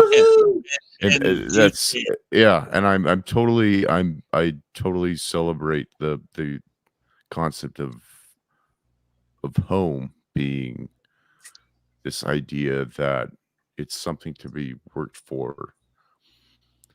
The same assholes that vouch for Darwinism, survival of the fittest, think that we should give out free domicile should be just given. That it's just an expected thing. That's nonsense. It's bullshit. Well, here's what it comes down to. All right, so we're going to be giving houses away. Well, let's put it like this: if there's people who want to come together and have a fundraiser from the public where people choose whether to pitch in or not, fair enough. That's consensual. But taxation is rarely, if ever, consensual. And if there's something that the government's doing, the government doesn't pay for anything. The government makes us pay for it. Right. Yeah. And that's why the people that learned about the $35 million, they got pissed off because it's like, we didn't agree to this. We didn't agree our tax dollars should go to pay for a homeless guy to be giving a place to live instead of having them work to get out of the situation they're in. I'm going to get more food. I'll be right back. I'm still hungry. In that, right? And just how Vex was saying, like, some of these people, they're not even going to try to get out of that situation. Right. They're not going to try. Because why would you want to try to get out? And I hate to say it, and I'm appreciative of the aid I get from welfare. They gave me food stamp and medical. That's all I qualify for. I don't get any housing. You paid your tax dollars into that. You actually worked and paid the taxes for that.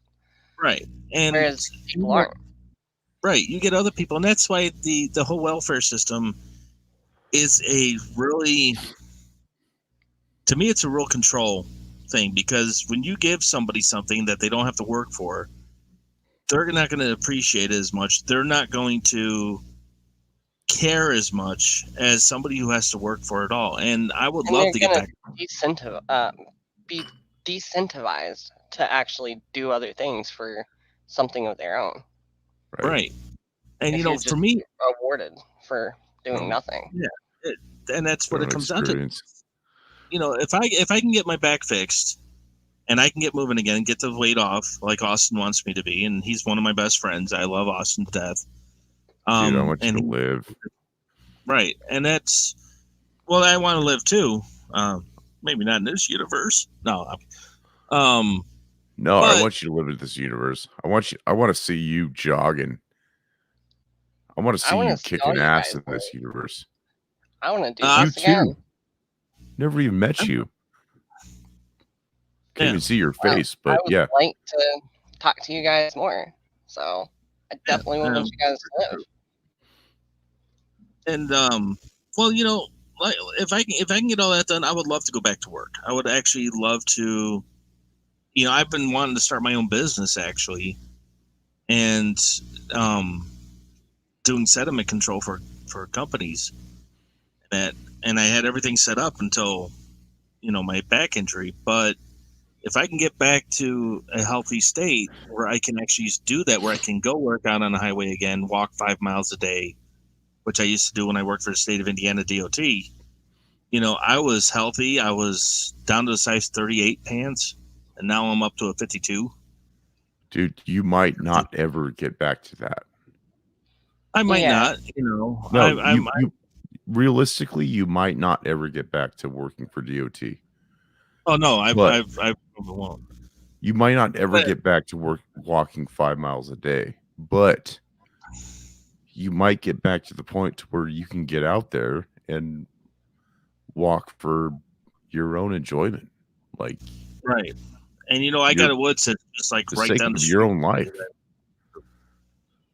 And that's what I'm saying. If I can get back to walking, if I can get back to moving, if I can get this weight now to go away, and I can actually get back on track, I can go and start doing what I wanted to do and contribute back to society again. But then you get one, and for an example, when I work, You have so much to contribute too. I just wanted to add. I try to contribute as much as I can. Oh, you do. Yeah, got a Especially lot. comment. Also, my icon is actually a painting of my face, so you kind of sort of see my face. Yeah, I was gonna ask a while ago, is that really your face? And it's fucking gorgeous. You look like an elf. Thank you. An elf? Yeah. That's usually what I play in D&D. Is she an elf on the shelf? Apparently. It's a pretty gorgeous elf. Well, she looks like an elf. I look like Santa Claus. Who are you? One of the reindeer?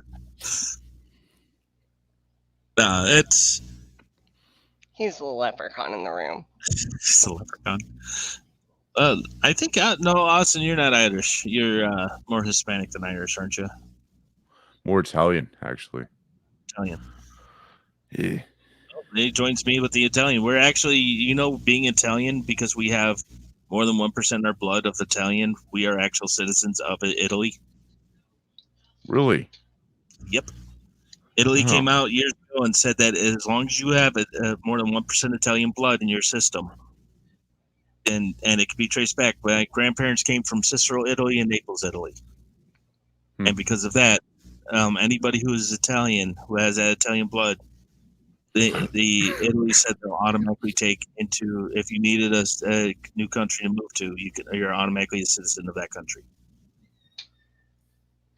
I think I'm Italian. I worked at Pizza Hut before. No, you're Italian. No, just based off that comment. That's based off of that, yep.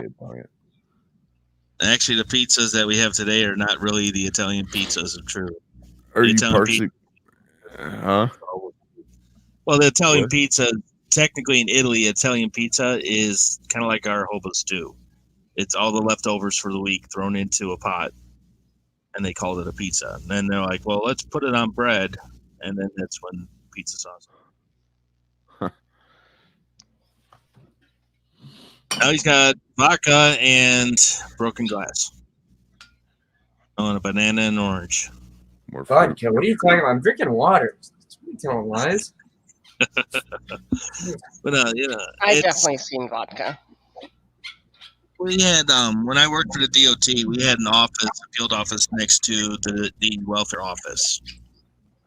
And one day, it was kind of funny. I never smoked a cigarette until I worked at DOT. And it wasn't because of the stress working at DOT. I loved it. And I'm still actually on good standings with Indiana DOT. So if I ever wanted to go back to it, I can be immediately rehired. I still keep in touch with them today. But when I was sitting there, I was outside having a cigarette, and this one woman, I'm not going to name what race she is, comes out complaining because her son turned 18 years old and she lost $1,000 on her welfare. And at the time, I was driving a 96 Ford Taurus. She was driving a brand new Blazer. Still had the manufacturer sticker in the window. And she's complaining because she lost $1,000 because her son turned 18. And she still had, I didn't know it at the time, but she was sitting there on the phone complaining about it, saying that she's going to go off and have another kid so that way she can get the money back. And one of my friends that worked in the welfare office, she came out and to have a cigarette. And I was talking to her, and I told her about the woman. She goes, yeah. She goes, she was in there yelling and complaining to her and to the staff because of the fact that they cut her off for that $1,000 a month. And she goes, the funny part is she still has 6 other kids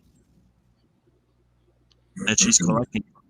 That is some serious entitlement. Yeah. So, I mean, I told her, I said, I'm kind of pissed off because I busted my rear end, working construction. We, of course, people will sit there and look at us out there on the highway and say they're not doing anything. And it's like, well, there's certain things that we are doing, though, that people are not seeing.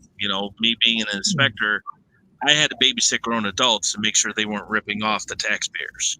And I saved the state of Indiana close to like $5.7 million.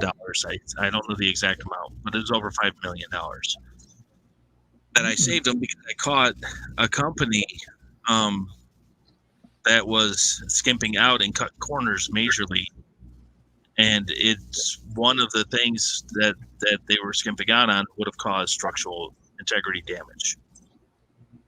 And so they did the adding up on that and how much it would have cost to replace it. And it was, a lot. Everything was a lot. So I'm sitting there ticked off, and I told her, I said, I bust my rear end. I drive a 96 Ford Taurus. It's not the greatest car in the world. It's a beat up car. And I can barely survive off of working 8, 10, 12-hour day shifts and having the government take out all those taxes and stuff. But yet this woman's complaining because she lost $1,000 a month because her kids are 18. And that made me hate people that are actually on welfare, because it's like, once you're on welfare, you don't get off of it. It's designed not to let you off of it. And, people always say, well, you're on it because you get medical and you get food. And I was like, but if I'm working and I get a job at a place that offers medical, I don't need the state's medical no more because I'll have my own insurance. If I'm working, I'll be making a paycheck, so I don't need the food anymore from the state. The state only gives me $200 a month for food. Yeah. And I'm sitting there like, I can't, I go to see a nutritionist and they're like, well, buy these shakes. Buy this shake for $5. And it's like, who the fuck's got $5 for a fucking shake? Or buy all this vegan stuff. You need to become a vegan. Sorry, I love my meat too much. Here. You put a salad in front of me or a T-bone steak. Which one do you think I'm going to go for? Sorry, I'm going for the T-bone. But it becomes disheartening when people, and they designed a system also to make people dependent on the government, but also defend the government when something like a civil war were to come about. Because people are going to defend their way of life. If they're being given something, they're going to defend being given that. They're going to justify it their own way. They're going to defend it when it comes time to defend it. That's the same thing. Well, yeah, it's like a drug. It's also like our currency. Back in 1913, the Federal Reserve Bank was formed. But before that, the banking system that the United States had was abolished. Was that the second or the third one? I can't remember. This is the third banking system. I think it was the third one, right? Yeah, this is the third banking system. The second one was abolished, and the president, when he died, before he died, Andrew Jackson? Was it Andrew Jackson or? I think. Well, I don't know. Let's see. Yeah. I know the president said when he was getting up to his age when he was about to die, they asked him what was his greatest achievement, and he said, "I took down the banks." And it became one of those things where they quickly the 9 banking cartels got together. J.P. Morgan, Rockefeller, all those they made a secret meeting, and they came up with the Federal Reserve Bank. And the reason why they named it Federal Reserve was because they wanted people to think it was the federal government. Yeah, sounds official, but it's not. Yeah, so they ended up creating the Federal Reserve, and now all of our currency is based off of the Federal Reserve. The U.S. dollar used to be backed by silver and gold. Now it's backed by "In God We Trust." So. Well, we better trust in God, because the people who are controlling the money certainly don't. It was, I think it was Woodrow Wilson was the one who enacted the Federal Reserve Bank in December 20. They did, and here's the sneaky part. In 19, see, what was 1912? It was a year. I'll take dates So, for 200. William Taft, it was President Taft, was the person who shut down the banks. In 2013, Woodrow Wilson signed in on December 24th of 2013. He signed in. Wait, 2013 or 1913? Or 1913. Because Woodrow Wilson's been dead a bit. I just Thank you for the correction on that one. Yeah, 1913. He signed, and December 24th, when everybody, all the Congress members are at home, those without a life were still in Congress. That were still there in Congress. They called a meeting, a congressional meeting to vote on the Federal Reserve Act. I think it was the Federal Reserve Act. And because everybody was at home, they didn't make it to that because it was Christmas. Oh, yeah, I heard about that. That's right. They're home on Christmas to go in and vote on this. So with everybody there, they had a majority vote to vote it into effect. And Woodrow Wilson signed off on it, making the Federal Reserve Bank an actual entity that our currency was going to be based on. And when that happened, they created dependency of the people again, because now the people are dependent on that dollar. You can't do anything without the dollar. You know what I mean? You can barter. Bartering used to be what it used to be. But you cannot go to a gas station today and say, "I'll give you this pie for a gallon of gas." They're going to sit there and look at you and say, "Okay, whatever, give me the money."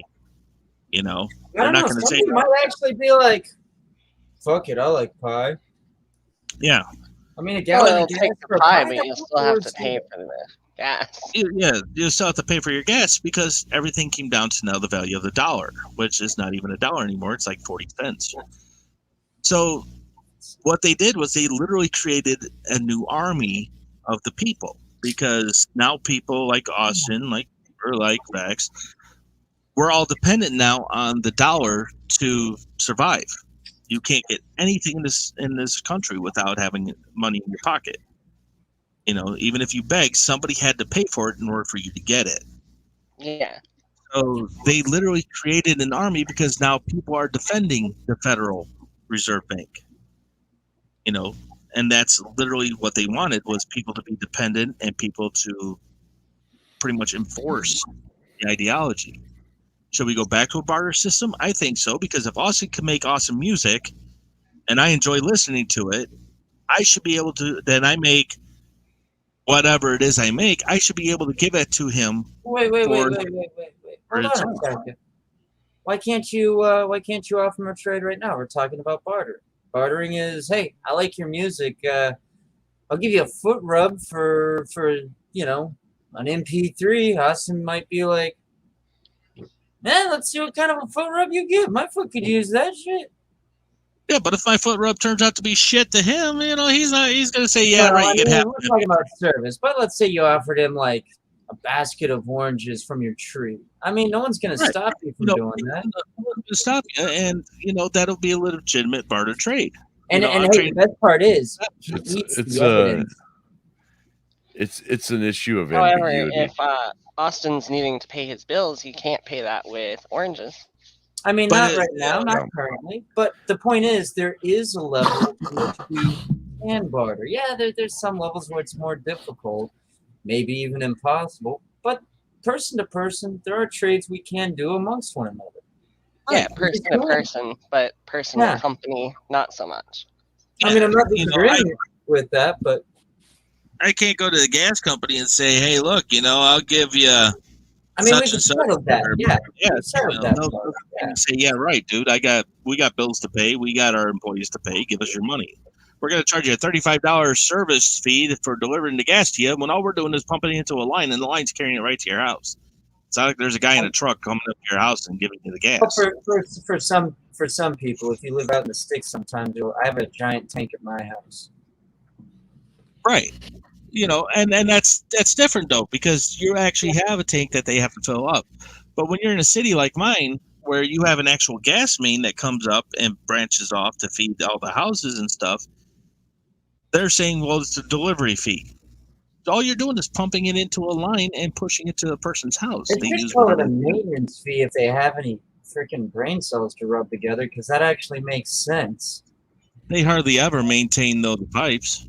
But yeah, but They you know, only- there's pipes all over. I mean, if they did that, even if they didn't maintain them, there's enough pipes that it's not. You don't watch the pipes going into your house 24/7. So, maybe you went out and who knows, maybe someone stopped by. My point is a delivery fee. It's like, well, who's delivering it? But a maintenance fee, not to be that spend guy. People would be less likely to ask questions. Now, that might be like, well, that's a bit for maintenance. I've never seen a guy maintain them, Yeah. But you wouldn't know because there's a lot of pipes. Yeah, but you take a maintenance fee of $35, let's say, and you multiply it by, I think in our town we have 23,000 Yeah. people No, in our town, or more than that now, I think. We're actually considered to be a smaller city. But you multiply it by every single home and every single business and everything else. That's a lot of money they're getting just to maintain. Yeah. And they're not just servicing my town, they're servicing the town next to us, the town on this side of us, so that's a lot of money to maintain. But I can get what it is. It's capitalism, Why not? Well, I mean, yeah, what it does come down to is what people are willing to pay. I mean, the question is, what is unfair trade? What does that look like, and what do we do about it? I mean,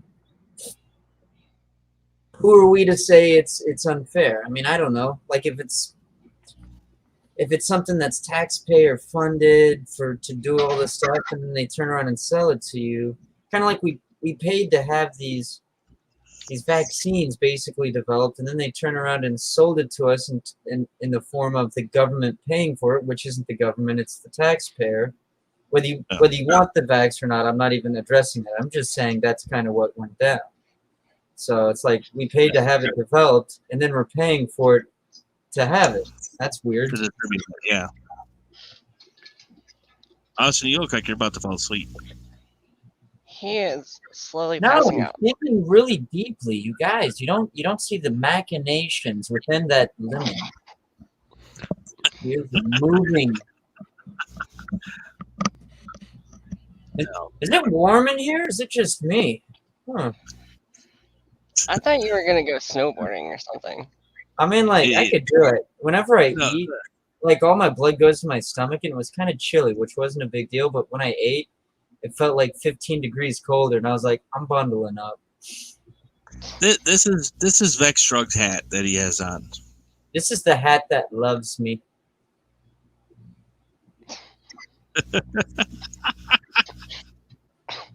It makes you feel all warm inside. It makes me feel loved. Austin was talking about, a place of love. I feel like I'm in a place of love when I wear this hat. I don't know what else to say. It's just true. You gotta do your trademark shrug, though.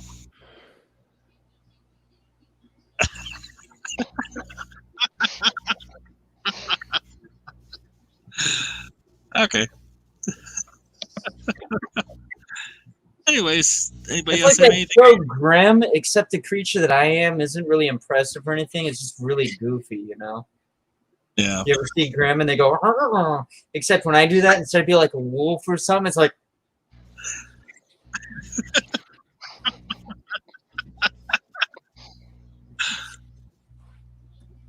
Anyways, No, but I should go to sleep though. Well, that's all right. Leave the camera on. We'll watch over you as you rest. Precious, precious Austin Henry. I'm kidding. Get some sleep. I was just joking. Don't worry, nobody's gonna write on your face. I have a gesture in Second Life that says, "Last night I watched you while you're asleep, and I rubbed your face, and you smiled." Oh, another Second Lifer. But he's recovering. recovering from sex anyways, life.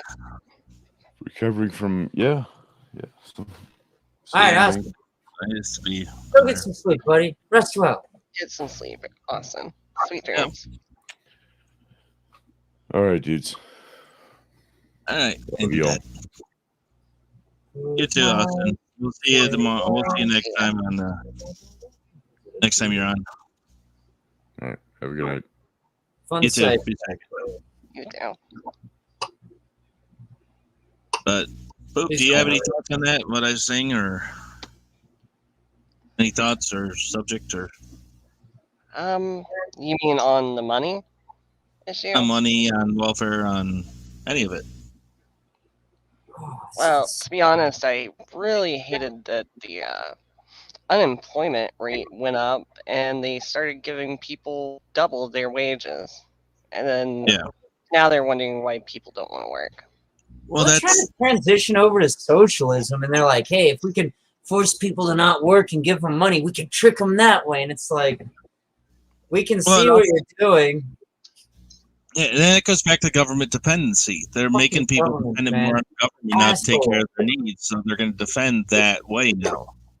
You know, why should I go back to work when I can make $5 more an hour technically just by sitting here doing Well, nothing? look, a lot of people don't think to themselves, "Hey, if no one's doing all the stuff that makes the stuff, there won't be any stuff." They're just like, "Hey, I don't have to do this stuff, and I can relax." That's They don't realize, exactly like, what happened to the factory that I was working at.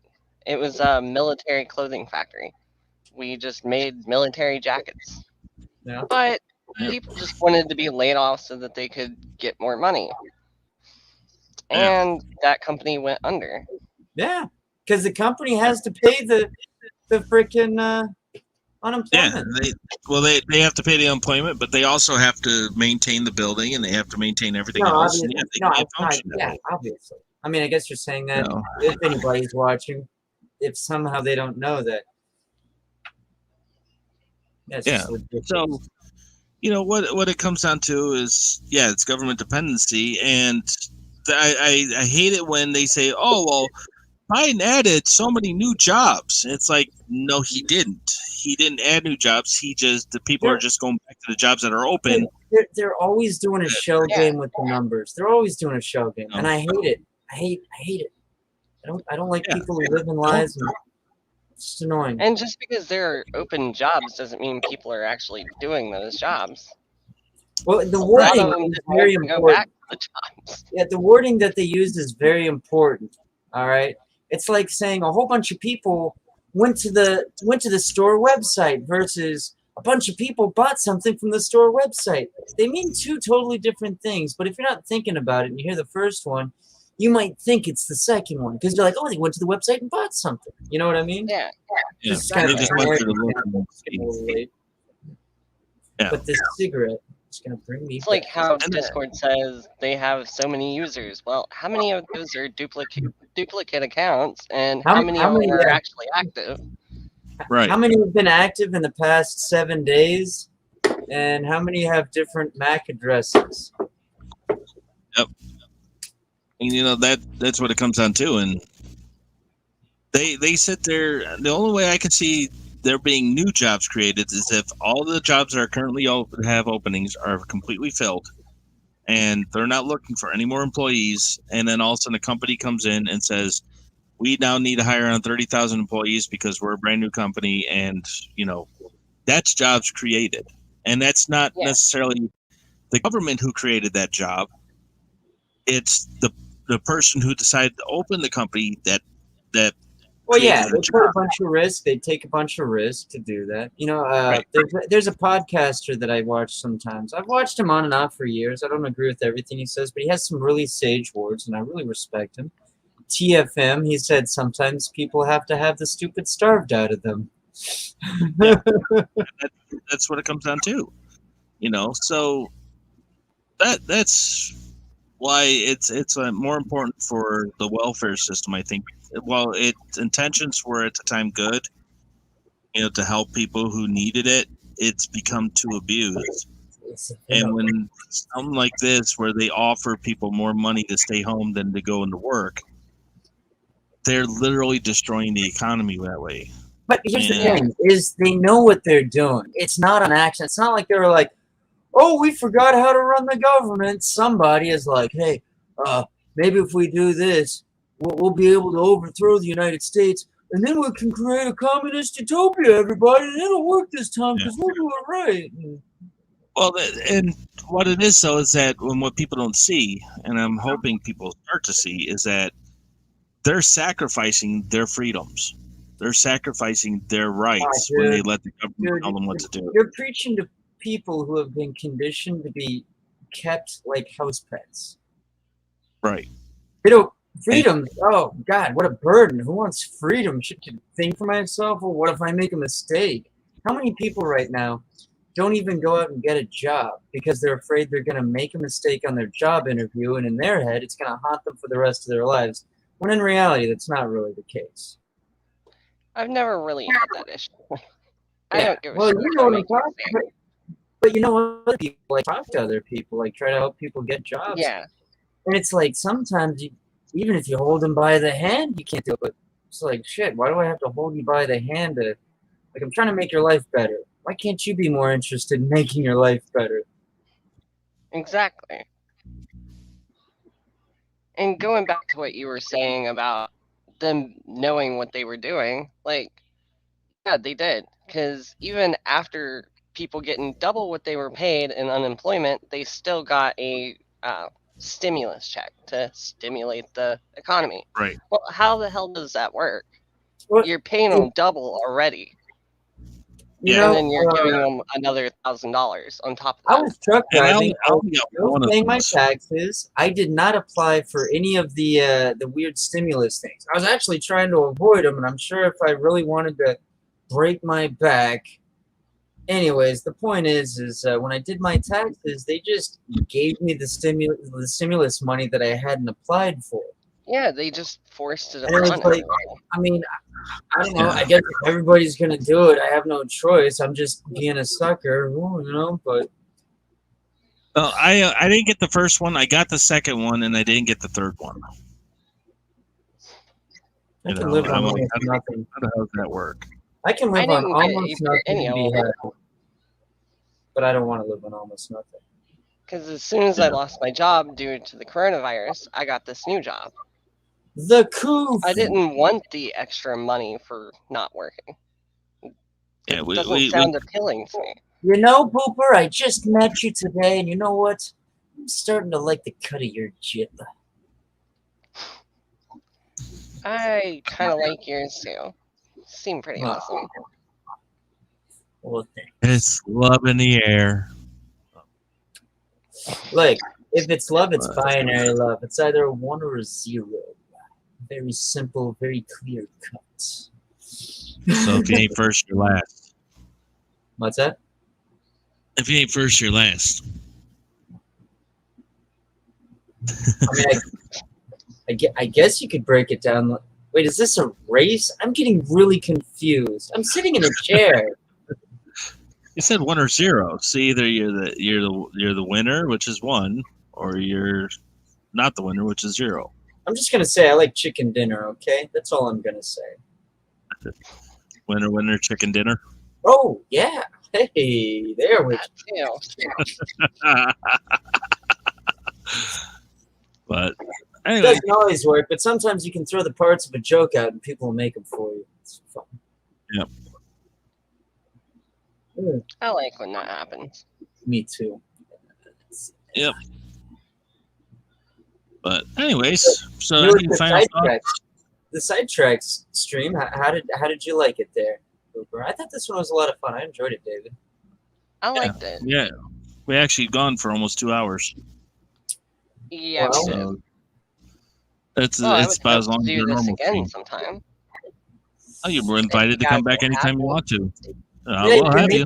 Meet the people that we do the various streams with, and obviously there's a nice mix of personalities in the basket, and you can pick your favorites if you want. Don't tell them, let them figure it out. It's more fun that way. Yep. Yeah, I'll never tell people you like them too much. They get big heads. Or they get confused. You know? Yep. Well, we're always happy to have you with us. So, anytime we normally do, and this goes for all the viewers here, and if anybody's made it to 2-hour mark, we do our live podcast streams every Sunday night. And then sometimes we do this. This is a sidetrack. The sidetrack, normally our normal podcasts have about 9 to 10 members in it. And as Vex will say, it gets to be a cluster duck with everybody talking at once sometimes. I've learned to talk very loudly and over everybody. That's what's important. That's the lesson. Yeah, and it always seems like, well, like tonight's we didn't have our mediator, which is Anna. She normally mediates everything and keeps everybody I thought it on was pretty subject. nice tonight. It was actually dynamic, but people had, there was a little stepping on it, but the conversation moved. Yeah. Yeah, it moved. And then we have our sidetracks, which is not part of the main podcast. It's just a sidetrack where there's anywhere from 2 of us on up to 4 of us. And sometimes more. Sometimes more. But we like to do it on here because with StreamYard that we can actually live stream it, whereas the regular podcast, we have to record it first and then upload it. So, I mean, that's one thing we like about using StreamYard. Except for the logo that's up there, we got, if I want to the go logo. What do you have against ducks? They make this cool honking noise. Oh man! After that video of the truth about ducks, and anybody watching the stream, go watch the YouTube video, "The Truth About Ducks." You'll get a kick out of it. Don't do it. Don't Very do it. interesting. Don't do it. Yeah, it's very interesting facts that you would never have known in your life. The male And duck probably don't want to. units after the breeding season, only to grow a new one at the beginning of the next breeding season. But with It's a that, metaphor within a metaphor. I mean, maybe. It's just reality, though, for the duck. with that, anything else Lex? Do you have anything else you want to add? I like turtles. Wasn't exactly what I was expecting, but okay. Which kind? The regular turtles, snapping turtles, or Teenage Mutant Ninja Turtles? Turtles. Are you turtle enough for the Turtle Club? I don't know what that is. I Oh know my that. God. With that, like I said, I love tonight's streams. Looper, you're welcome to join us anytime you want, whenever we do one of these. Jeez, David, laying it on a bit thick, aren't we? Yeah, well, I have to repeat it sometimes because I forget. So Wait, what funny. was I talking about? Oh, Turtles. No. Turtles. That's right. All the snapping turtles. So we hope you'll enjoy the Turtle podcast where we talk about turtles at the very end, very briefly. But yep. Other than that, we're out for the night. Uber, stick around. We'll say our proper goodbyes along with Vexen. Please be sure to Please be sure to like, share, subscribe, hit the notification bell to get more content from us whenever we upload videos. And other than that, we'll see you guys on the flip side, or on the other side, or any side that pops. We are a nation that has a government, not the other way around. And this makes us special among the nations of the earth. Our government has no power except that granted it by the people. It is time to check and reverse the growth of government, which shows signs of having grown beyond the consent of the governed.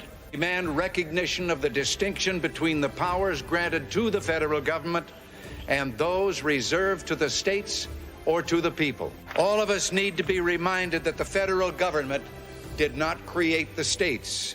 The states created the federal government.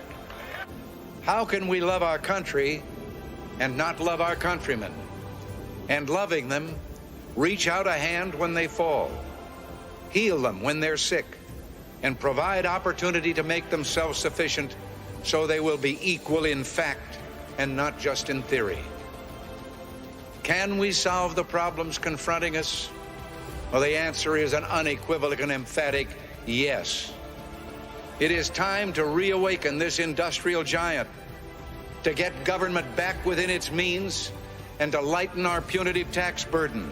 And these will be our first priorities, and on these principles there will be no compromise.